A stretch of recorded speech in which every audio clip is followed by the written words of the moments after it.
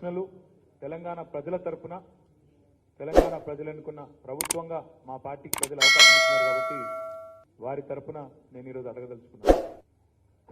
మొట్టమొదటిది అందులో ఎందుకు తెలంగాణ రాష్ట్ర ఏర్పాటును అవమానిస్తూ తెలంగాణ ప్రజల ఆత్మగౌరవాన్ని దెబ్బతీసే విధంగా ఎందుకు పదే పదే అనవసరపు అసందర్భపు వ్యాఖ్యానాలు చేస్తున్నారు ప్రధానమంత్రి గారు? ఎందుకు విషయం చిమ్ముతున్నారు? పార్లమెంట్ వేదికగానైతేనేమి, బహిరంగ సభలోనైతేనేమి ఆ అవసరం ఏమొచ్చింది? ఎవరి కోసం ఈ పని చేస్తున్నారని మొట్టమొదటి నేను అడుగుతా ఉన్నా. తెలంగాణ అంటేనే గిట్టనట్టు, పగబట్టినట్టు ఎందుకు తెలంగాణ పుట్టుకను ఇవాళ తెలంగాణ అస్తిత్వాన్ని అగౌరవపరుస్తున్నారు? ఎందుకు ఇంకా కూడా పదే పదే ఆ పని చేస్తూ ఉన్నారు? ప్రజాస్వామ్యంలో దేవాలయం అంటారు పార్లమెంటుని. ఆ పార్లమెంట్లో ఇప్పటికి ఒకసారి కాదు పలుమార్లు ప్రధానమంత్రి గారు తల్లిని చంపి బిడ్డను వేరు చేసిందనే మాట, ఒక విషపూరితమైన విషం నిండిన మాట, తెలంగాణ ప్రజల ఉద్యమాన్ని, తెలంగాణ ప్రజల త్యాగాన్ని కించపరిచే విధంగా మాట్లాడిన మాట ఏదైతే ఉందో ఇది నిజంగా మా అందరి మనసుకు తీవ్రమైన గాయం చేసిన సందర్భం అని చెప్పి కూడా గౌరవ ప్రధానమంత్రి గారికి నేను విజ్ఞప్తి చేస్తా ఉన్నాను. అమృతకాల సమావేశాలు అన్నారు, కొత్త పార్లమెంట్ అన్నారు, కానీ చిమ్మిందేమో విషం. అమృతకాలం, చిమ్మింది విషం. ఇక ఆ అజ్ఞానం ఏదైతే ఉన్నదో, తల్లిని చంపి బిడ్డను వేరు చేసిందనే అజ్ఞానం, అది అజ్ఞానమే, అంతకంటే ఇంకో మాట లేదు.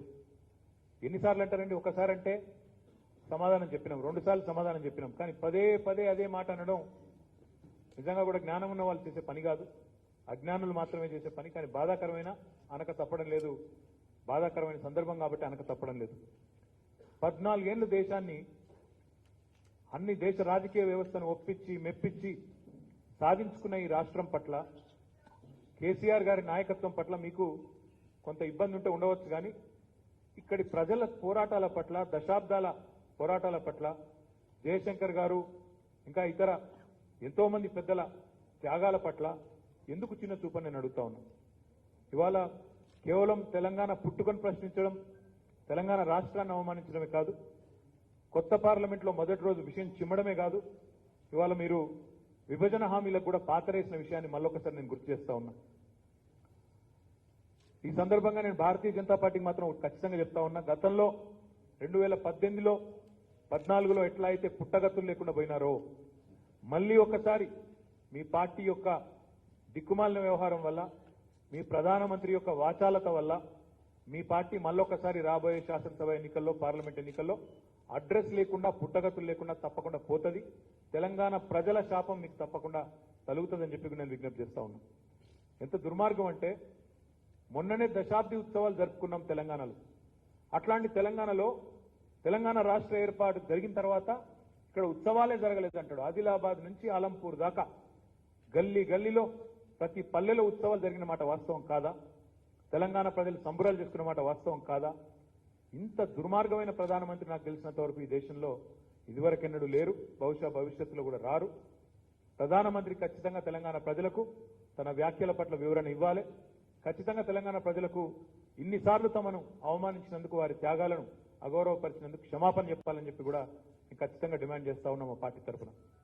అదేవిధంగా ప్రధానమంత్రి గారు మరి ఎందుకు ఎంచుకున్నారో, మా మహబూబ్ నగర్ జిల్లాను, మా పాలమూరు జిల్లాను ఎంచుకున్నాడు. మహబూబ్ నగర్లో నిజానికి కాలు పెట్టే నైతిక హక్కు కూడా లేదు ప్రధానమంత్రి. ఎందుకంటే మీకు తెలుసు, మహబూబ్ నగర్ జిల్లా అంటేనే వలసల జిల్లా. ఒకప్పుడు పాలమూరు లేబర్ అంటే దేశవ్యాప్తంగా ఏ కన్స్ట్రక్షన్ సైట్కి పోయినా అక్కడ పాలమూరు లేబరే ఉంటుందనే ఒక నానుడి.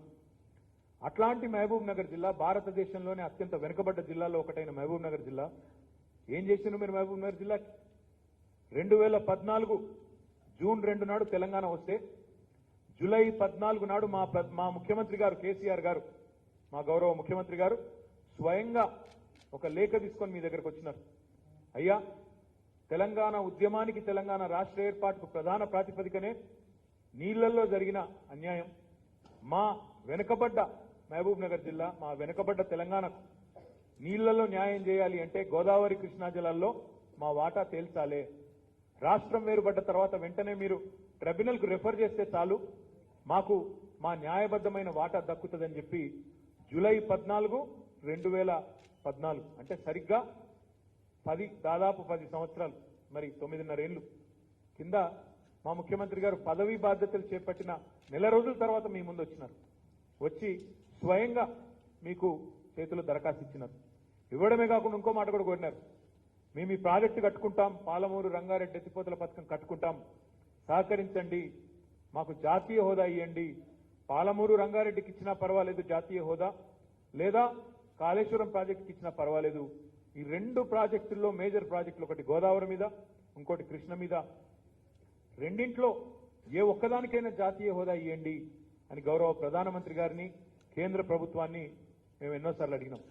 కానీ బాధాకరం ఏమంటే కరువులు, కన్నీళ్లు, వలసలతో కోసపడ్డ మహబూబ్ నగర్, పాలమూరు ఇప్పుడిప్పుడే పచ్చబడుతుంటే ప్రధానమంత్రికి ఆయన పార్టీకి కన్నుగుట్టినట్టయింది, పగబట్టింది. ఒకవైపు కృష్ణా జిల్లాల్లో వాటా తేల్చకపోగా మరొక వైపు జాతీయ హోదా ఇక్కడేమో ఇవ్వరు, పక్కనేమో కర్ణాటకలో అప్పర్ భద్రకు, కెన్ బెత్వాకు, ఆంధ్రప్రదేశ్లో పోలవరానికి జాతీయ హోదా ఇచ్చి పాలమూరును మాత్రం పక్కన పెట్టినారు. నేను డిమాండ్ చేస్తా ఉన్నా ప్రధానమంత్రిని, పాలమూరు గడ్డ మీద కాలు పెట్టేటప్పుడు పాలమూరు ప్రజలకు స్పష్టత ఇవ్వండి.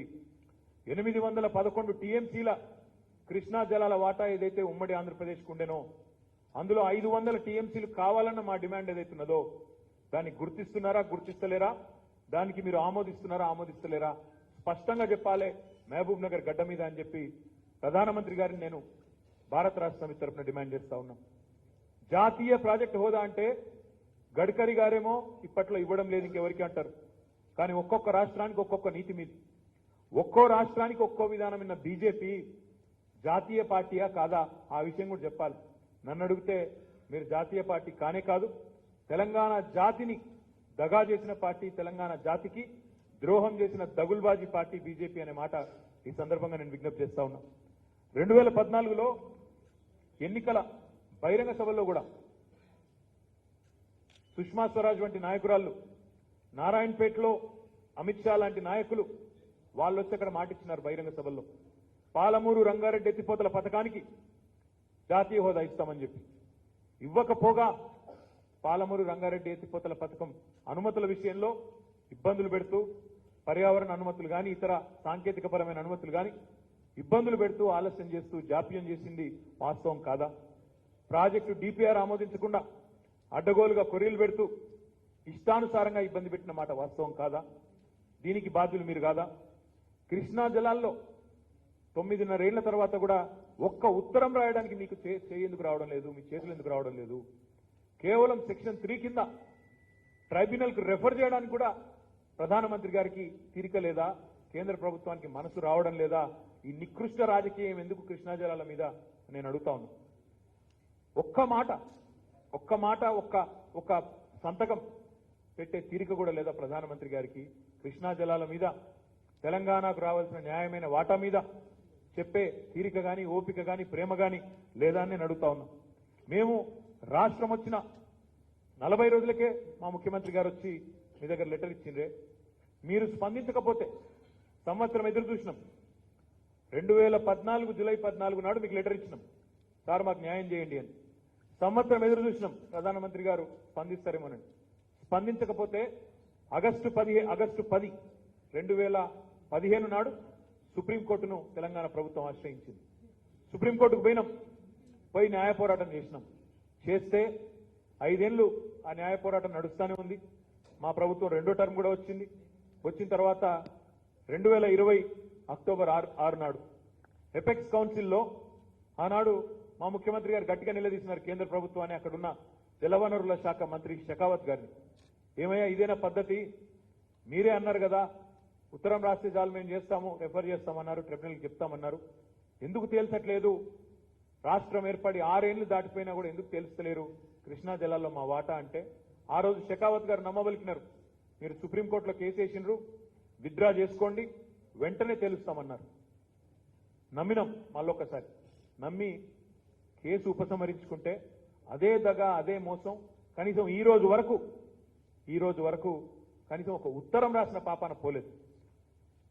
ఈ రోజు మేము మళ్ళీ అడుగుతా ఉన్నాం, 811 టీఎంసీలు బచావత్ ట్రైబ్యునల్ ఏదైతే ఆనాడు ఉమ్మడి ఏపీ కేటాయించిందో అందులో 575 టీఎంసీలు మాకు దక్కాలనేది మా వాదన.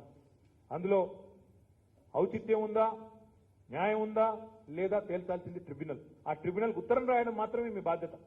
అది కూడా చేయకుండా ఈరోజు పాలమూరులో ఎట్లా అడుగు పెడతారు ప్రధానమంత్రి గారు? ఏమన్నా కనీసం నీ పార్టీకి కానీ నీకు కానీ ఇంగితం ఉందని నేను అడుగుతా ఉన్నా.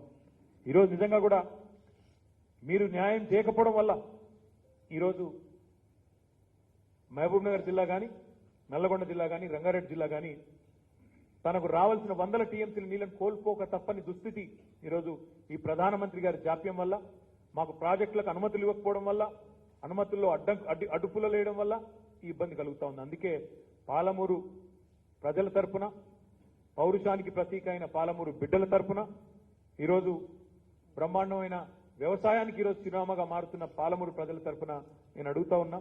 ఓట్ల వేట కోసం మీరు వస్తున్నారు మాకు తెలుసు, కానీ ఓట్లు కావాలంటే కూడా చేసిన 4 మంచి పనులు చెప్పాలి, చెప్పే సత్తా ఉండాలి ప్రధానమంత్రికి. అందుకే అడుగుతా ఉన్నా, ఇప్పుడైనా పాప పరిహారం చేసుకోండి.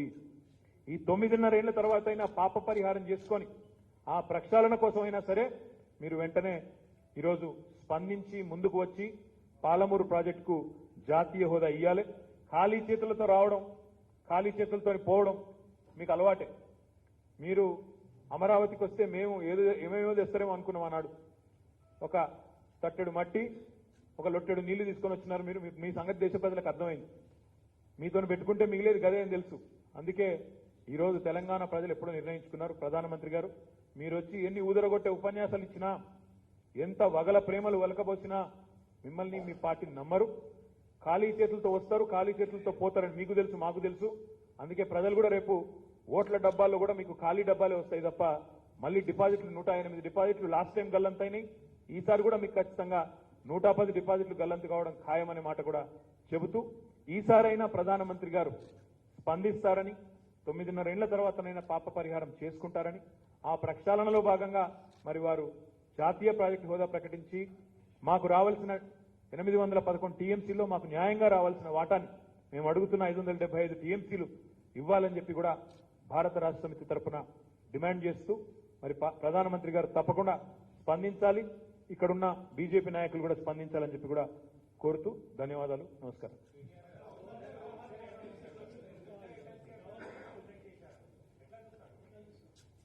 ఎట్లా చూస్తామంటే, ఇప్పుడు మేము మా పార్టీ తరఫున, మా ప్రభుత్వం తరఫున ఇద్దరు గౌరవనీయులైన మా నాయకులు ఎవరైతే రాష్ట్ర స్థాయిలో, జాతీయ స్థాయిలో వివిధ ప్రజా ఉద్యమాల్లో పాల్గొన్నారో వారిని మా కేబినెట్ నామినేట్ చేసింది. శ్రవణ్ గారు, డాక్టర్ శ్రవణ్ దాసోజు చదువుకున్న వ్యక్తి, ప్రొఫెసరు. ఆయన ప్రజా ఉద్యమాల్లో, తెలంగాణ ఉద్యమంతో సహా అన్ని ఉద్యమాల్లో పాల్గొన్న వ్యక్తి. అట్లాంటి వ్యక్తి, ఒక ప్రొఫెసరు, చక్కగా గ్యారంటీ ఇంకా మాకైతేమో అనుమానం లేకుండే. మేడంకు మా మీద ఎంత కోపం ఉన్నా ఆయన మీద ఉండదు, ఎందుకంటే మంచివాడు కాబట్టి తప్పకుండా ఆమోదిస్తారు అనుకున్నాం. ఇక మా సత్యనారాయణ గారు తెలుసు మీకు, ఒక ట్రైబల్ కమ్యూనిటీకి సంబంధించి, ఎరుకల కమ్యూనిటీకి సంబంధించి ట్రేడ్ యూనియన్ నాయకుడిగా జాతీయ స్థాయిలో పనిచేసిన వ్యక్తి. ఆయన ఏమి రాష్ట్ర స్థాయిలో పనిచేసిన వ్యక్తి కాదు. గతంలో ఒక జనరల్ నియోజకవర్గం నుంచి ఆ ప్రాంతంలో సంగారెడ్డి నియోజకవర్గంలో సేవ చేసింది కాబట్టి, ఒక జనరల్ నియోజకవర్గం నుంచి ఒక ఎస్టీ అభ్యర్థి అయినప్పటికీ జనరల్ నియోజకవర్గం నుంచి అక్కడ ట్రేడ్ యూనియన్లో చేసిన సేవలకు అనుగుణంగా అక్కడ ప్రజలు గెలిపించినారు. ఈ ఇద్దరి నేపథ్యం కనుక చూసి నిజంగా కూడా ఆవిడ ఆలోచించి ఉంటే, సరిగ్గా మనసుతో ఆలోచించి ఉంటే నిర్ణయం ఇట్లా రాకపోతుంది. దురదృష్టం ఏంటంటే ఈరోజు అటు పైన మోడీ గారు అప్రజాస్వామికంగానే ఉన్నారు. మోడీ గారు ఏజెంట్లు దేశంలో ఉన్న వాళ్ళందరూ, గవర్నర్లు అందరూ కూడా అంతే అప్రజాస్వామికంగా, ప్రజాస్వామ్యాన్ని తుంగలో దొక్కే విధంగా వ్యవహారం చేస్తూ ఉన్నారు. ఇంకా సిగ్గుచేటు ఎక్కడ అనిపిస్తుంది అంటే, అవన్నారు నిన్న రాజకీయాల్లో ఉన్న వాళ్ళను ఇట్లాంటి పదవుల్లోకి తీసుకురాకూడదు, ఇది కరెక్ట్ కాదని ఒక ఉత్తరం కూడా రాసింది. అంతకంటే హాస్యాస్పదమైన మాట ఇంకోటి లేనే లేదు. ఆమె నిన్నగాక మొన్నటిదాకా ఆమె రాజకీయ నాయకురాలు, బీజేపీ ప్రెసిడెంట్ ఆఫ్ తమిళనాడు. సరిగ్గా గవర్నర్ అయ్యే కంటే ఒక రోజు ముందు కూడా ఆమె బీజేపీ స్టేట్ ప్రెసిడెంట్. మరి సర్కారియా కమిషన్ స్పష్టంగా చెప్తోంది, యాక్టివ్ పాలిటిక్స్ లో ఉన్న వాళ్ళు రాకూడదు, గవర్నర్లు కాకూడదని. So I'm asking you and asking the governor through the media, వీళ్ళిద్దరిని అన్ఫిట్ అన్నారు, మీరు అన్ఫిట్ అనే మాట వాడినారు. ఎవరు అన్ఫిట్? మీరా, మీ మోడీయా? సర్కారియా కమిషన్ తుంగలో దొక్కిన మోడీ అన్ఫిటా, లేకపోతే నిన్నటిదాకా మీకు వర్తించిన న్యాయం ఇవాళ వాళ్లకు వర్తించాలంటున్న మీరు అన్ఫిటా? తప్పకుండా ప్రజాక్షేత్రంలో తేల్చుకుంటాము, ప్రజలకే చెప్తాం. ఇద్దరు బలహీన వర్గాల బిడ్డలను, బలమైన గొంతు కలిగిన బిడ్డలను శాసన మండలికి తీసుకొని వస్తామంటే మీకేమి బాధ? The right of the government. Who we nominate is our right. మంచి వాళ్ళ కాదా మీరు విచారించండి. అవును, వాళ్ళకి రాజకీయ పార్టీతో సంబంధం ఉంది, తప్పేముంది? మీకు లేదా? గవర్నర్కి లేదా? ఈరోజు కూడా బీజేపీ పార్టీ నాయకురాల్లాగా పనిచేయడం లేదా ఆమె? నేను చెప్పేది తప్ప? అంటే మీకు వర్తించే న్యాయం ఇంకోరికి వర్తించాలని ఇది ఎక్కడ పద్ధతి? We strongly protest, we strongly condemn the attitude of this governor. ఇక్కడే కాదు, ఈరోజు మీరు దేశం అంతా చూడండి. తమిళనాడు గవర్నర్ ఏమో తమిళనాడు రాష్ట్రం పేరు మార్చేస్తాడు. తమిళనాడు గవర్నరు తమిళనాడు రాష్ట్రం పేరే మార్చేస్తాడు. ఇంకో గవర్నర్ గారు ముఖ్యమంత్రి గారికి సంబంధం లేకుండా వారి నిర్ణయాలు వారికి తీసుకుంటారు. మరి డెమోక్రసీలో డెమోక్రాటికలీ ఎలక్టెడ్ గవర్నమెంట్స్ కి రోల్ లేకపోతే, మాకు పాత్ర డిసిషన్స్ మావి కాకపోతే, వీళ్ళదే మోడీ గారి ఏజెంట్లదే అయితే ఇదెక్కడి వ్యవస్థ? నేను ఇంకోటి కూడా అడుగుతా ఉన్నా ఈ సందర్భంగా. మోడీ గారు అన్నారు మొన్న 75 ఏళ్లు నిండిన సందర్భంగా ఆజాదీ కా అమృత్ మహోత్సవ్లో ఏమన్నాడు? రాజ్ పథ్ పేరు తీసేసి కర్తవ్య పథ్ చేస్తున్నా, ఎందుకంటే కలోనియల్ వాసన వస్తుంది ఇక్కడికి వెళ్ళన్నాడు. మరి గవర్నర్ పోస్ట్ కూడా కలోనియల్ పోస్టే కదా. వైస్రాయి గవర్నర్ ఇవి అవసరమా ఈ దేశంలో? డెఫినెట్ గా ఆలోచించాలి. భారత ప్రజాస్వామ్య వ్యవస్థలో భారత ప్రజలు ఆలోచించాలి, పార్టీలు ఆలోచించాలి. గవర్నర్ వ్యవస్థను అడ్డుపెట్టుకొని ప్రజాస్వామ్యబద్ధంగా ఎన్నుకున్న పార్టీలను, ప్రభుత్వాలను అప్రతిష్ట పాలు చేయాలి. ఇంకా ఒక దారుణం చెప్తాను మీకు నేను. మరి జ్యోతిరాదిత్య సింధియా గారు, రంజన్ గగోయ్ గారు, వాళ్ళిద్దరూ నామినేటెడ్ టు రాజ్యసభ. జ్యోతిరాదిత్య సింధియా అక్కడ కాంగ్రెస్కి వెళ్ళి బీజేపీలో చేరుతాడు. వెంటనే ప్రెసిడెంట్ గారు నామినేట్ చేస్తారు రాజ్యసభకి. అదేవిధంగా అటు సైడా ఈయన పేరు బ్రజ్ క్షేత్ర ప్రెసిడెంట్ ఆఫ్ ఎక్కడ ప్రెసిడెంట్ ఈయన? ఉత్తరప్రదేశ్ ఎక్కడో ఆడదికి ఎక్కడో ఆడ బీజేపీ ప్రెసిడెంట్. ఆయన ఎమ్మెల్సీగా అక్కడ గవర్నర్ గారు నామినేట్ చేసినారు. మీకు ఇంకో మొత్తం ఎగ్జాంపుల్స్ ఇస్తాను నేను. ఇక్కడనేమో ఇది ఎక్కడ రామ్ సూరత్ రాజ్బర్ ఈయన పేరు. ఆయన బీజేపీ ఆయన కూడా అక్కడ గవర్నర్ గారు నామినేట్ చేసి ఎమ్మెల్సీ చేస్తారు. రాజ్బర్ కరెక్ట్ గా బీజేపీ ఎమ్మెల్యేగా పోటీ చేసిండు 2022లో. ఇప్పుడు నేను చెప్పిన రాజ్బర్ ఆయన పేరేందో 2022లో పోటీ చేసిండు. 23లో గవర్నర్ గారు అక్కడ ఆ రాష్ట్ర గవర్నర్ గారు ఎమ్మెల్సీగా నామినేట్ చేస్తారు. ఈయన పేరు సాకేత్ మిశ్రా. ఏప్రిల్ 2023 ఆయన బీజేపీ లీడరు. ఆయనను అక్కడ గవర్నర్ గారు నామినేట్ చేస్తారు. ఇదే సాకేత్ మిశ్రా గారు యోగి ఆదిత్యనాథ్ గారు తానా అంటే ఆయన తందానా అంటాడు, బీజేపీ నాయకుడు. ఈయన కూడా అక్కడ ఎమ్మెల్సీగా నామినేట్ అయ్యారు. తర్వాత ఇక్కడ ఈయన పేరు లాల్జీ నిర్మల్, బీజేపీ ఎస్సీ మోర్చా అధ్యక్షుడు. ఆయన బీజేపీ ఎస్సీ మోర్చా అధ్యక్షుడు. ఆయన ఓకే అట, ఆయన కూడా ఫిట్ అట, కానీ మా వాళ్ళు అన్ఫిట్ అట. ఈయన పేరు Hansraj, BJP Varanasi president, BJP యొక్క వారణాసి ప్రెసిడెంట్. ఈయన మోడీ గారి కాన్స్టిట్యున్సీ వారణాసిలో బీజేపీ ప్రెసిడెంట్. ఆయన ఫిట్, మా వాళ్ళు తెలంగాణ ఉద్యమంలో పాల్గొన్న వాళ్ళు మాత్రం అన్ఫిట్. హెచ్పి సుదామ్ దాస్, ఈయన కాంగ్రెస్ ఓడు, కేపీసీసీ క్యాంపెయిన్ కమిటీ. ఈయన మొన్ననే అక్కడ ఎమ్మెల్సీ అయింది. కాంగ్రెస్ ఆయన క్యాంపెయిన్ కమిటీ చైర్మన్ ఏదో, ఆయన కూడా మొన్ననే అక్కడ ఎమ్మెల్సీ అయిండు, అది కూడా గవర్నర్ నామినేషన్. ఈయన అదే సేమ్ ఎమ్మెల్సీ అయింది మొన్ననే ఆగస్టు 23లో, మొన్న ఒక నెల కింద ఆయన అయినాడు. తర్వాత సీతారాం అని చెప్పేసి కర్ణాటక లెజిస్లేటివ్ కౌన్సిల్ కి మొన్ననే నామినేట్ అయినారు ఆగస్ట్ 2023లో గవర్నర్ గారి ద్వారా. ఇక్కడ కూడా active worker, active leader of Congress. కర్ణాటకలో మంత్రి గారు, ఆమె పేరు ఉమాశ్రీ మేడం. మొన్ననే ఇదివరకు కాంగ్రెస్ లో మంత్రి, ఆమె మొన్ననే గవర్నర్ గారు నామినేట్ చేసినారు, ఆమె మంత్రిగా ఉన్నారు ఇప్పుడు కర్ణాటకలో. అంటే జాతీయ పార్టీలుగా చెప్పుకునే రెండు పార్టీలకేమో ఒక నీతి. కాంగ్రెస్ బీజేపీ మంచిగా పరస్పరం సహకరించుకుంటారు కర్ణాటకలో. కాంగ్రెస్ వాళ్లను సాఫీగా ఎమ్మెల్సీలుగా నామినేట్ చేయడంలో బీజేపీ గవర్నర్ గారు అక్కడ సహకరిస్తారు.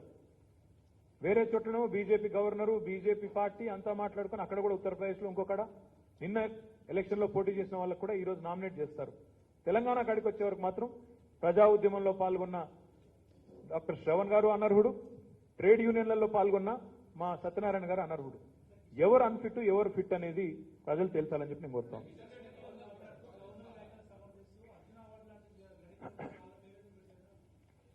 కిషన్ రెడ్డిని అడిగితే రేపు అంబర్పేటలో ఎవరు పెడతారో మేము కూడా చూస్తాం. అంబర్పేటలో కాదు అర్జున అవార్డులకు రైతులనే ఇవ్వాలి, ఇంకోళ్ళనే ఇవ్వాలంటే మరి మీరెందుకు ఇచ్చారో చెప్తారా? మరి మీ పార్టీ నాయకులకు ఉత్తరప్రదేశ్ ఎందుకు ఇచ్చిండ్రు, ఇంకో దగ్గర ఎందుకు ఇచ్చిండ్రు, లక్ష్మణ్ గారిని తీసుకుపోయి రాజ్యసభకు ఆడికెళ్ళి అట్లాంటి 100 క్వశ్చన్లు అడగచ్చు మేము కూడా. ఒక్క మాట మాత్రం వాస్తవం, the most unfit leader, the most unfit central minister ఎవరైనా ఉన్నారో దేశంలో అంటే కిషన్ రెడ్డి. ఆయన సొంత కాన్స్టిట్యున్సీలో కేంద్ర ప్రభుత్వం కడుతున్న ఫ్లైఓవర్ ను కూడా పూర్తి చేయలేని అసమర్థుడు కిషన్ రెడ్డి. ఆయన గురించి మాట్లాడడం దండుగా. తెలంగాణ ఉద్యమంలో రాజీనామా చేయకుండా పారిపోయినాడు, ఆయన గురించి మాట్లాడడం ఇష్టం.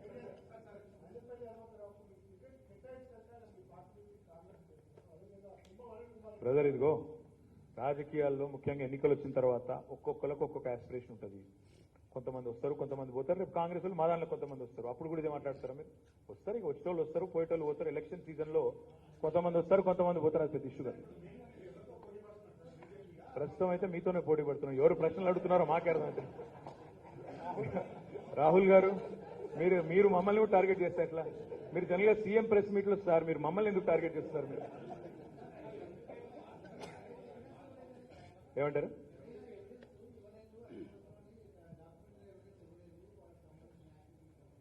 డాక్యుమెంటరీ ఎవిడెన్స్ ఇస్తాం, మళ్ళీ పంపుతాం. ఏముంది సరే, కానీ మీకు తెలియదు ఏముంది అంటే మనసుంటే మార్గం ఉంటుంది సార్.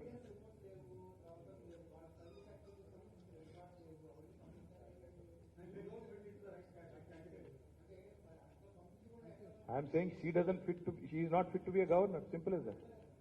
బీజేపీ లీడరు ఒక నిమిషం బీజేపీ లీడరు సర్కారియా కమిషన్ సిఫార్సులను తుంగలో దక్కి ఇక్కడికి వచ్చి గవర్నర్ గా కూర్చున్న వ్యక్తి బీజేపీ లీడర్ గానే బిహేవ్ చేస్తారు కదా. సో ఐఎమ్ సేయింగ్ అసలు ఈ పోస్ట్ కరెక్టా ఈ దేశానికి?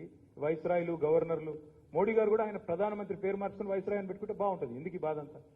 ఎక్కడ ఫిట్, ఎక్కడ అన్ఫిట్, ఎవరు ఇంటెలిజెంట్, ఎవరు not intelligent? What is this?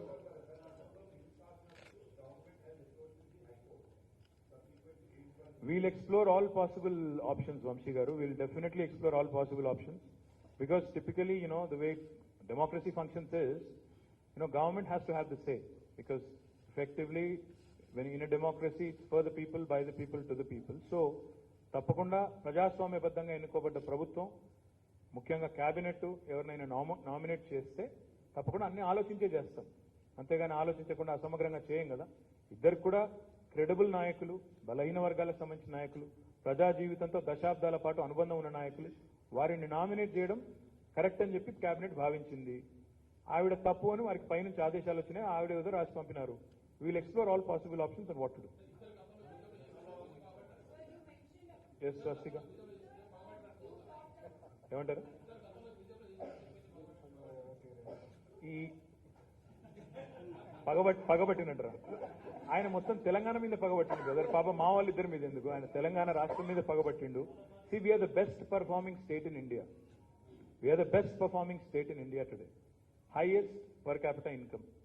అటు రాహుల్ గాంధీకి మాట రాదు, ఇటు మోడీకి మాట రాదు. ఎందుకయ్యా మీ పరిపాలనలో ఉన్న ఏ రాష్ట్రం కూడా తలసరి ఆదాయంలో అత్యధికం సాధించలేదంటే అది మాత్రం చెప్పే తెలియలేదు. కానీ పెంచిన ఈ తలసరి ఆదాయాన్ని మాత్రం ఇష్టం వచ్చినట్టు పంచుతామని చెప్పి అడ్డగోలు వాగ్దానాలు ఇవ్వడంలో మాత్రం ఫస్ట్ ఉన్నారు. కాబట్టి ఇద్దరు పగబట్టిన, 2 జాతీయ పార్టీలు మా మీద పగబట్టినాయి. వాళ్ళిద్దరి సంగతి కూడా ప్రజాక్షేత్రంలో తెలుసుకుంటాం.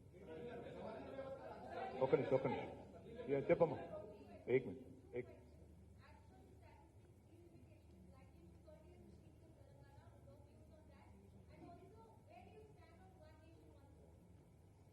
Where do we stand on one nation, one poll? I told you last time itself, it's an election gimmick of Prime Minister Modi. He's a master of attention diversion politics. That's what he is. Unfortunately, he's delivered diddly squat for this country. The last 9 years of him being the Prime Minister, he's heralded, the lowest value of rupee, highest inflation ever in independent India, highest unemployment rate ever in independent India, and most importantly, I think, he's failed miserably on all the promises he's made to the people of India. He had promised, let me remind you, that by 2022, India will be a 5 trillion economy. He has promised a house for every poor in the country by 2022. He had promised that 2 crore jobs will be delivered per year. He had promised that bullet trains will be running by 2022. It promised that every house will have a portable drinking water connection. Has Modi delivered any one of these? Remember, he had even said कि American लोग line में लग जाएंगे visa लेने India को, but आज Indian citizenship छोड़ के कई लोग बाहर जा रहे हैं. The point is, Prime Minister Modi has been the most inefficient, inept, incompetent Prime Minister of independent India, and probably the most corrupt. So therefore, in order to divert the attention of the people, he will resort to all kind of gimmicks, and 100% one nation, one election is a poll gimmick. If he is sincere, if he is serious, the special session was convened, he could have brought the bill. Unfortunately, Amrit Kal ka jo meeting tha, usme to kuch hua hi nahi. So, what I believe honestly is that it is an attention diverting gimmick. That's one. What was your second question? See, Government of India in 1970s and 60s have campaigned vociferously that India needs to curb its population growth, otherwise we'll end up in a really, really bad state. Now we talk about demographic dividend. Back then, demography and population was considered a disaster. The excess population was considered a disaster. Family planning was introduced in India. Extensive campaigns were launched right from the Prime Minister level. The southern states of India, which have performed well on the family planning norms, family planning parameters, and have controlled population in comparison with the rest of India, because of the advice given by Government of India, are today the sufferers, today the victims. Today we are told that jitna janta, jitna abadi, utna haq. ये कहाँ की रीत है? अगर आज हमारी आवाज अगर दबाया जाएगा, if you think you can suppress our voices, our representation in the parliament because of this delimitation and because of this population parameter that they are taking, then I can promise you that you will see a sudden uprise. Because this is unfair. This is extremely unjust. Because it was Government of India that propagated. It was Government of India that wanted Indians to control, their population. Now, anybody, any state that has actually done well as per the advice of Government of India will now be penalized. And it's even more horrible, what's even more atrocious, if you ask me, is two states, Uttar Pradesh and Bihar together after delimitation, will have more number of parliament members than the entire southern India. How is this fair in a country like India? So therefore, cutting across political lines, you will see the southern political parties, the people of South India, voicing their concern, and I hope Delhi is listening, I hope Delhi is taking cognizance. Because wisdom needs to prevail. We are all proud Indians. We are very, very proud Indian citizens. And South is the largest contributor to India's economy. 19% of the population is contributing nearly 35% of India's GDP. So therefore, I think we need to certainly have our voices be heard. Our representation cannot come down in any form, and we'll certainly, lead this, lead this discussion and see where it goes.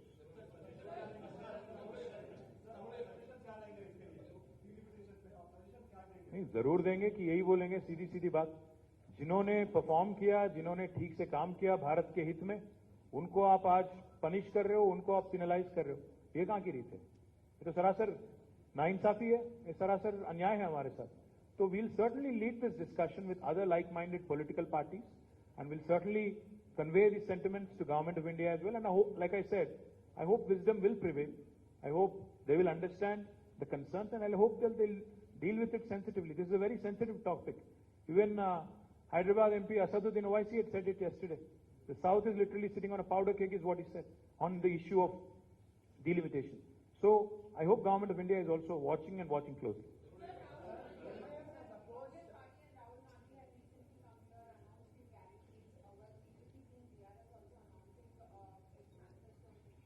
See, we are a performing government. We have performed extremely well on social welfare measures. And I'm very confident that our leader, being the compassionate leader that he is, will certainly do much more than what any party in India has done in the last 7 decades. We have done exceedingly well on the welfare front in the last 1 decade. And I'm very confident that no matter what they would like to propagate, the people of Telangana know for a fact that KCR is a leader who delivers on humanitarian aspects. KCR is a leader who's done exceedingly well when it comes to taking care of the poor, and we will continue to do what we have done best.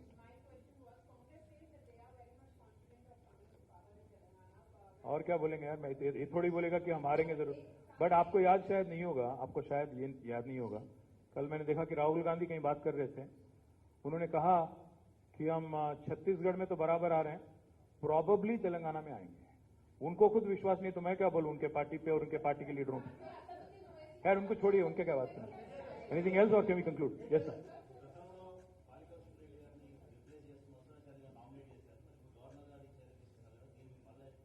మా ప్రతిచర్య కూడా ఉంటుంది. ఆ ప్రతిచర్య ఏందనేది ప్రతి నిమిషం చెప్పలేం కదా, మేము ఆలోచించుకుని పార్టీగా ఆలోచించుకుని చెప్తాం. పంపుతాం బ్రదర్, తొందర ఎందుకు పడుతున్నావు? నీక గవర్నర్ గారికి ఏం తొందర, నీకెందుకు? ముఖ్యమంత్రి గారికి, గవర్నర్ గారికి. एक मिनट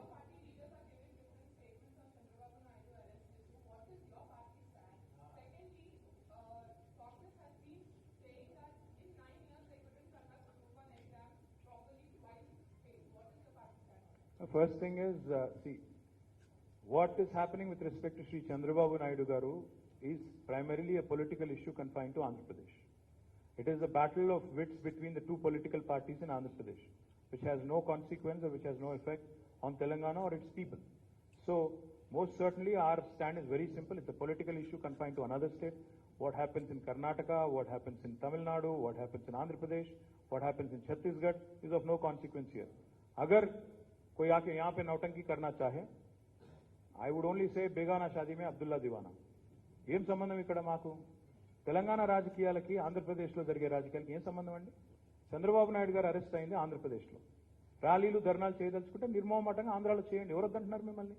హైదరాబాద్లో ర్యాలీలు చేసి, హైదరాబాద్లో ర్యాలీలు తీసి, మీరు మొదలు ఆగండి తొందర ఎందుకు పడుతున్నావా? ఆగు బ్రదర్. మీరు ర్యాలీలు తీస్తారు మొదలు, ఇక్కడ రాజకీయ ర్యాలీ ఒకరు తీస్తారు, తెల్లారు ఇంకోళ్ళు తీస్తారు పోటీ ర్యాలీ. మరి మేమేం చేయాలా? పక్కింట్లో పంచాయతీ కూడా ఇక్కడ మేము ఇక్కడ తేల్చుకుంటారా? ఇది ఎక్కడ పద్ధతి? నేనేమంటున్నా అంటే తేల్చుకోండి. ఆంధ్రప్రదేశ్లో ఒకరితో ఒకరు తలపడండి, రాజమండ్రిలో భూమి దద్దరిల్లిపోయి ర్యాలీలు తీయండి, మీరు తీయండి, వాళ్ళు తీయండి, మాకేం బాధ మధ్యలో? ఇదేంటి నాకు వాళ్ళ పంచాయతీ వచ్చి ఇక్కడ హైదరాబాద్లో కొట్లాడతామంటే, మరి మేము ఇక్కడ ప్రభుత్వం నడుపుతున్నాము, శాంతి భద్రతల సమస్య తలెత్తితే సహజంగా ఇక్కడ ప్రభుత్వానికి బాధ్యత ఉంటుంది కదా. అటువంటిప్పుడు అట్లా అలవ్ చేస్తాము? వాళ్ళు ఒకరు ముందు వస్తారు, నెక్స్ట్ ఇంకొక ఆయన ర్యాలీ అంటాడు. ఇక వాళ్ళ ఘర్షణలకు ఇది వేదిక కావాలా? విజయవాడ లేదా, అమరావతి లేదా, రాజమండ్రి లేదా, కర్నూలు లేదా, అక్కడ చేయండి వద్దంటున్నారు ఎవరైనా? అక్కడ చేయకుండా ఇక్కడ వచ్చి రాద్ధాంతం చేయడం, రాజకీయం చేయడం ఏంటంటే నాకు అర్థం కాదు. ఇంకోటి, ఇది అచ్చంగా రెండు రాజకీయ పార్టీల తగాదా. అక్కడ ఆ పార్టీలకు ఇక్కడ స్థానం లేదు, ఉనికి లేదు. ఇక్కడ ఎందుకు మరి నాకు అర్థం కాదు. అల్టిమేట్ గా ఒకటే బాస్ చెప్పేది నేను, అల్టిమేట్ గా ఒకటే, issues like these sensitive issue అన్నప్పుడు సెన్సిటివ్ గా హ్యాండిల్ చేయాలి. ఇంకోటి, రన్నింగ్ కామెంటరీ చెప్పినట్టు రోజు కామెంటరీ చెప్పాల్సిన అవసరం లేదు. న్యాయ పోరాటం చేస్తున్నారు చంద్రబాబు నాయుడు గారు, న్యాయ పోరాటం చేస్తున్నారు. ఆయనకి ఏ న్యాయం జరుగుతుందో జరుగుతుంది, న్యాయస్థానంలో ఉంది matter. The matter is sub judice, why this exuberance? ఆడు మ్యాటర్ సబ్జుడిస్ ఉంది, ఎవరు పడితే వాళ్ళు రోడ్డు మీదకి వచ్చి కామెంటరీ చేస్తా, అది కూడా తప్పే కదా. It is under examination.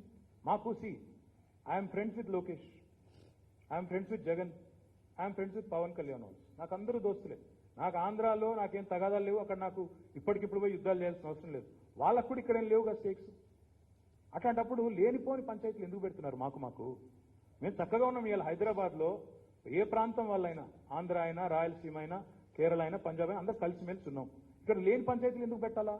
రెండు రాజకీయ పార్టీలు, ప్రజలు బాగున్నారు. ఆంధ్ర ప్రజలు ఇక్కడ ఉన్న వాళ్ళు సుభిక్షంగా ఉన్నారు, సంతోషంగా ఉన్నారు, 10 ఏళ్ళ నుంచి సుఖంగా ఉన్నారు.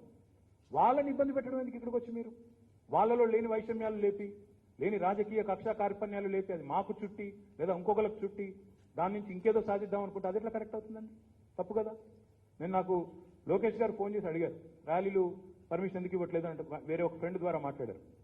నేను అదే చెప్పాను, బ్రదర్ ఇవాళ మీరు చేస్తారు, రేపు ఇంకొకరు చేస్తారు మీకు పోటీగా. మరి ఇక్కడ హైదరాబాద్లో శాంతి భద్రతలు ఏమవ్వాలా? అది కూడా ఐటీ కారిడార్లో తెలంగాణ ఉద్యమంలో కూడా ర్యాలీ కాలేదు, గుర్తెచ్చుకోండి మీరు. అప్పుడు కూడా అప్పటి ప్రభుత్వాలు అలౌ చేయలేదు, ఎందుకంటే ఐటీ యాక్టివిటీ దెబ్బతినకూడదు, ఆ ప్రాంతంలో వాతావరణం దెబ్బతినకూడదని మేము ప్రయత్నం చేస్తుంటే, హైదరాబాద్ సుభిక్షంగా ఉండాలి, శాంతంగా ఉండాలి. ఇవాళ ఎంతో మంది, వేలాది మంది ఆంధ్ర సోదరులు ఇక్కడికి వచ్చి పెట్టుబడులు పెడుతున్నారు. మరి వాళ్ళ పెట్టుబడులు కానీ, వాళ్ళ భవిష్యత్తు కానీ, ఇక్కడ వాళ్ళకు వస్తున్న రిటర్న్స్ కానీ అవన్నీ బాగుండాలంటే హైదరాబాద్లో లా అండ్ ఆర్డర్ ఎఫెక్టివ్గా ఉండాలి అంటే ఆ రాజకీయ గొడవల్లో మేము తల దూర్చకూడదు. మేము అందుకే ఒక స్టాండ్ తీసుకున్నాం.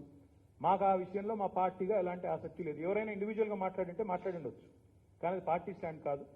We believe that it's a political battle between two parties. And I'm saying this as a party working president. రెండు పార్టీల మధ్యన జరుగుతున్న రాజకీయ ఘర్షణ అది. ఆ ఘర్షణల్లో వాళ్ళు ఏమన్నా చేసుకుంటే ఇక్కడ అనవసరంగా గొడవలు అవుతాయి, హైదరాబాద్లో ఉండే అందరికీ ఇబ్బంది అవుతుందని మేము అటు ఇటు ఎక్కడా కూడా మాట్లాడకుండా న్యూట్రల్గా ఉంటున్నాము. దయచేసి అందరూ అర్థం చేసుకొని సహకరించాలని కోరుతున్నాను. Thank you.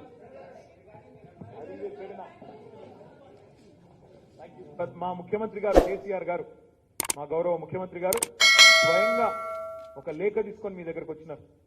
అయ్యా